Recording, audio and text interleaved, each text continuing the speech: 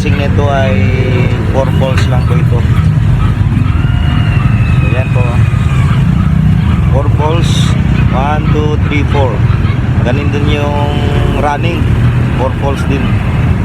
So bali yung coil span nya nito ay 1:4, 1:6. Kung nakikita nyo yan, 1, 2, 3, 4. May 4 siya, tsaka may 6. 1, 2, 3, 4, 5, 6. Yan po ang coil span nya, ang motor ng washing na ito. Yung brand nito ay Samsung. So ang kapal nito mga ka-rewinder ay 2 inches, 6 inches, 2 inches pala. Yan po. Ito naman yung diagram nya. Yan. 220 volts, 2 to 30.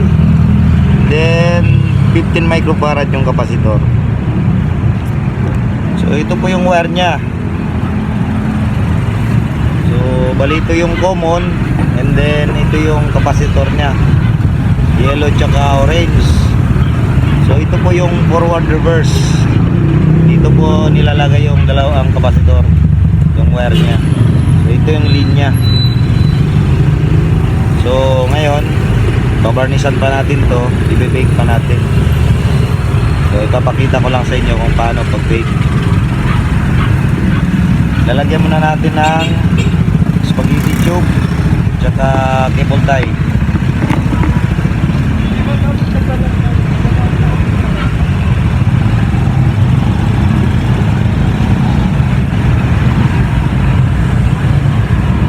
Ito naman pong spaghetti tube nya na malaki. Ito po yung protection para hindi magkasgasan yung wire.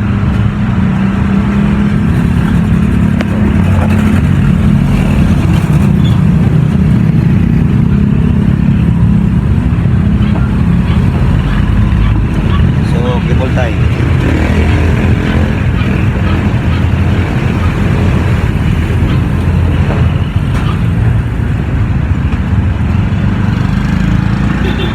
Kailangan may cable tie talaga para hindi gagalaw yung wire tsaka itong kanya terminal.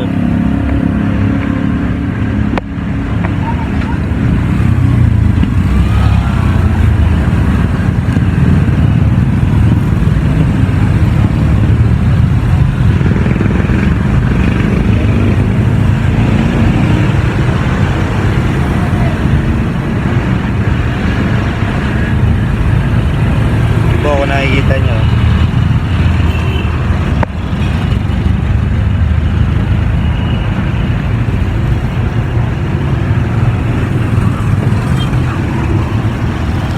so hindi na po siya nahihila.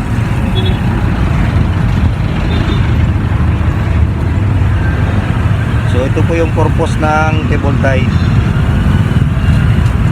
para safety yung wire.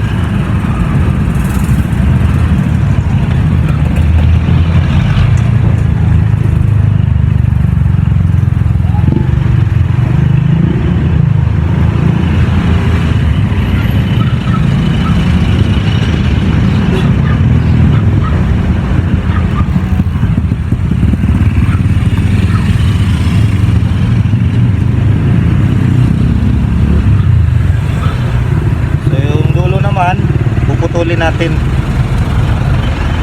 para hindi po sagabal.